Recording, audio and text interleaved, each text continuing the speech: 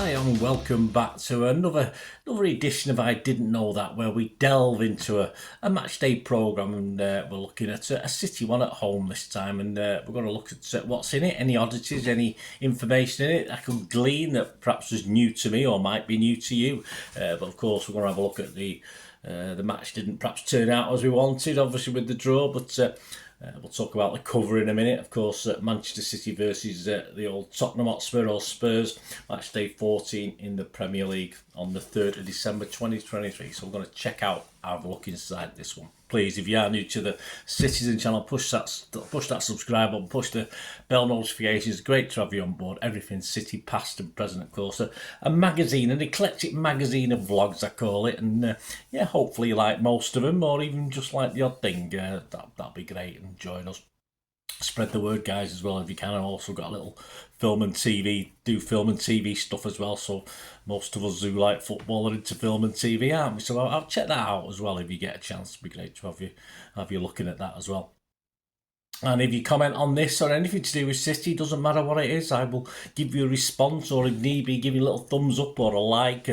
Hopefully you can give that to this vlog as well, guys, before you pass on to something else. That'd be much appreciated. Right, back to this thoughtful cover. Yes, I mean, I like it, isn't it? I mean, I'm assuming I might not have read it. I do read these to do this do this feature, but yeah, I assume it's a homage as well to the 5-1 Bally on Ice. It is mentioned inside, of course, and of course the wintry weather, although it wasn't too bad up here in the northwest as it was in some parts of Britain, but.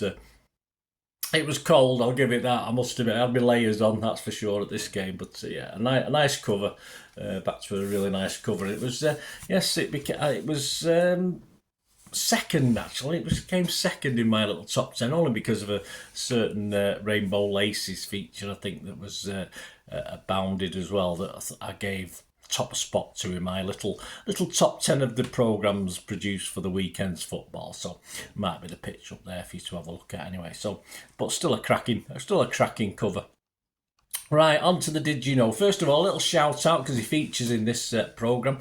Shout out for a new book that's been out for a little while. I think I did mention it a few months ago, but just a little push for it now. Big City fan Nigel Gregory's produced a new book. He's at dangerous underscore Greg on Twitter. And of course, a little shout out for that. He relates this book to his first away trip back in 1971, and he estimates he's covered about 620,000 miles following City. As at this, he's probably done a few more by now. There's a foreword by Buzzer as well. And this book, if you want to buy it, the image is up there for you. This book is available from Amazon, at the Ginger Wig, of course, old Ginger Wiggy, you can get it from there. And Carl Stall near Mary D's. I assume that's the one that's on the corner, the big one on the corner where you get your scarves. Well, half and half scarves, not that I ever frequent anything for one of those, but so that's available from them. So give him your support, guys. A worthy effort, of course, a great read as well. Right, what have we learned? What have we learned about City? Well, Matheus Nunes, yes, he's sort of been out of the firing line for a little while with injury, etc. But his stats, his Premier League stats, mostly with Wolves, of course, read 41 appearances in total. He just only scored 1 goal and 2 assists. That's a bit weak, isn't it? Passes per match just under 30, 29.51. He's had 29 shots with a 31% accuracy, which is okay. Had 48 crosses, 83 accurate long balls. Created 3 big chances and 2 yellow and 2 red cards. Just some interesting stats. I know he's with Wolves, but yeah, just a little, obviously Pep likes him. He saw him playing for Sporting, didn't he? Sporting Lisbon, and when we stuffed him and he liked his performance. But yeah, there's obviously a bit more to that perhaps than we're seeing at the moment. I was certainly surprised by only 1 goal and 2 assists, but perhaps we'll see. It's early days, isn't it? We've had a chance to have a look at him, have we, really? But we'll see. Anyway, some stats on that great new Bell Lee Summerby statue, of course, a homage to them. It's approximately 4.5 metres high, which in English money is about 14.5 feet, and it's 4 metres wide, which is in old money 13 feet wide, and its approximate weight is 2 tons. Yes, 4,409 pounds. There you go. So you won't want that landing on you in a gale. Not like the old Be of the Bang if that had fallen on you while you're walking under it. But I think that statue's fairly safe. Season 18-19. Is covered elsewhere by Gary James, but also, as is the case, sometimes covered under Marc McCarthy's look at the kitted out feature for this, and he looks at the quadruple season, of course, which was Nike's last, or Nike, however you pronounce it, last as a sponsor, and the kits weren't half bad, were they? I like that. I like the kits, the four half decent kits there. He features Gundogan's match worn shirt from a 7-0. I was there that day, round 3 FA Cup win at the Etihad over Rotherham. Gundogan made 4 assists in that game. He didn't score, just made the 4 assists, that's all. And he did actually gift this shirt to Marc's son, so that's how he ended up with this one. The quiz question, here you go, I'll give you the answer at the end. This is question 9, interesting one this, because I had no idea. I knew within reason, but I got it wrong. When did Spurs finish runners-up in the Premier League? So when did Spurs finish? They've only done it once. Finished runners-up in the Premier League. What season? So I'll answer at the end. What about Spurs and City? Well, the head-to-head was Alvarez versus Son, but I've had a little bit more in-depth look at that, just to give you some percentages. So I'll have a little go at that before we go. We'll get back to that head-to-head with Alvarez and Son. Terry Phelan reflected on the Main Road matchup. I was there at this one with Spurs, a 5-2 win on the 22nd of October 1994 in the My Main game piece. And just a little quote. He was asked. It was just one of the questions he was asked. What were your overall memories of playing at Main Road? So I thought I'd just read that out to you. Main Road was the first stadium I went to as a boy, and when you were stood in that tunnel and looking at the Kippax, I think everybody will tell you about the Kippax. It was absolutely fantastic, and there was no better place to run out. The noise was bouncing around. I used to love playing in that side, having a laugh and a joke with the supporters. I remember the smell, the pies, the hot dogs, and I just used to love it. The fans were always brilliant, and I'd like to thank any City supporters who still remember me. We still do, mate. I remember making my debut there. It cost a lot of money, and I knew I had to do the business, so I went into a couple of crunching tackles, and I looked at the crowd and I thought, wow, it was a fantastic place. It was a fantastic place, mate. Yeah, not always bouncing. Let's not pretend. Let's not pretend it was always bouncing, but great memories. Fantastic place, of course it was. And as I said, I mentioned before, Gary James reflected on the 18-19 season. Yeah, and he just reminded me of a certain thing and a certain day again, a game I was at, the penultimate game, a 1-0 home win against Spurs, of course, that saw Foden with a rare and very important headed goal. This was only his second league start at the time.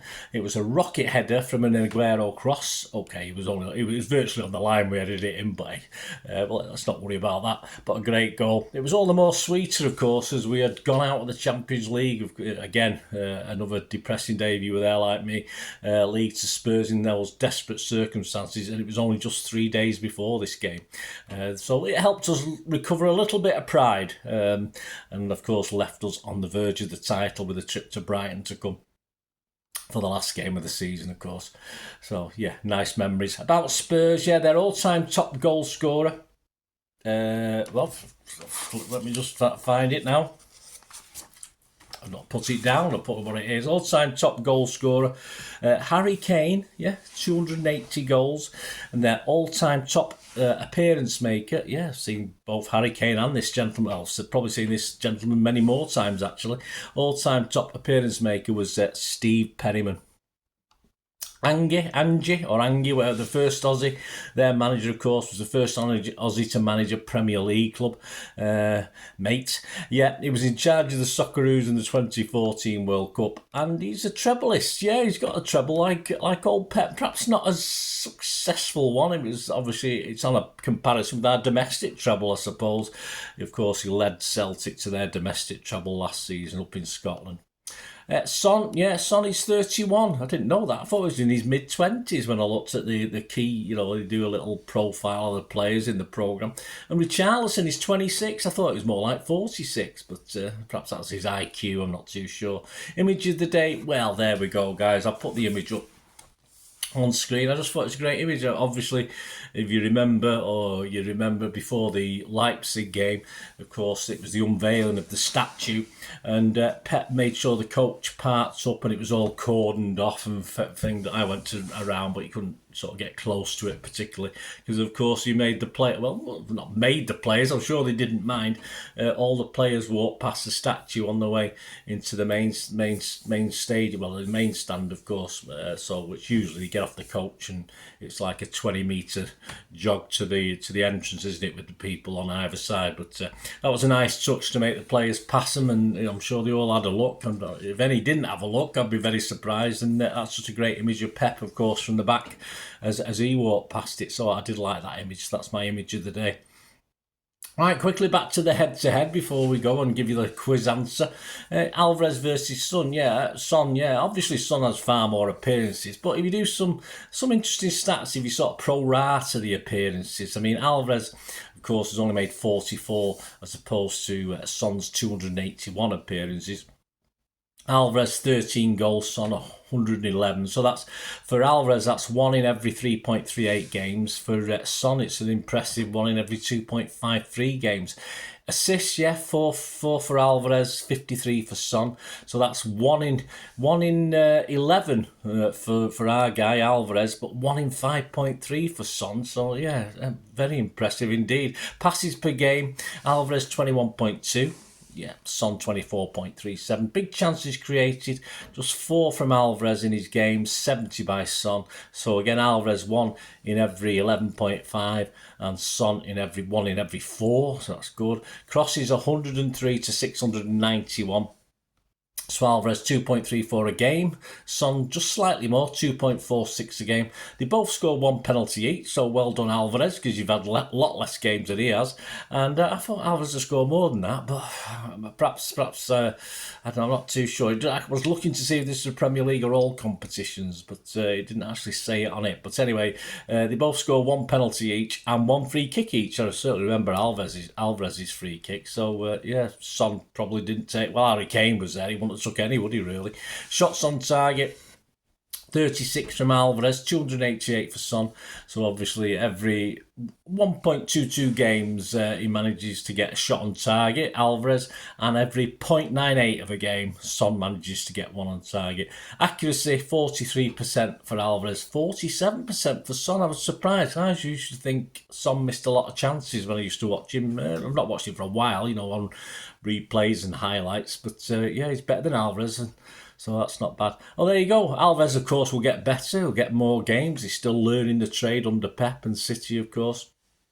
But impressed by Son. Some solid stats there. So it ain't bad, is he? He's not a bad player, Son, is he? Based on that. Anyway, back to the quiz answer before we go. Question 9. When did Spurs finish runners-up in the Premier League? Of course, it was a bit of a disappointing season for City. It was, of course, Pep's first season where we started on fire and then faded a little and just about scraped Champions League qualification, if you can call finishing third scraping it. It was 16-17 season, of course, when Spurs finished runners-up. Well, there you go. Hope you enjoyed that, guys. Hope you enjoyed this little I didn't know that City versus Spurs from the 3rd of December 2023. Let me know any thoughts you had, anything you've seen in there. I didn't see any obvious errors this week, but I don't go through the fine tooth comb, that's for sure. But anything funny or anything you perhaps caught that I didn't, let us know. It'd be great to hear from you. Till we meet again, only ask one thing, don't I? Please stay safe, Blues. Come on, City. Bye.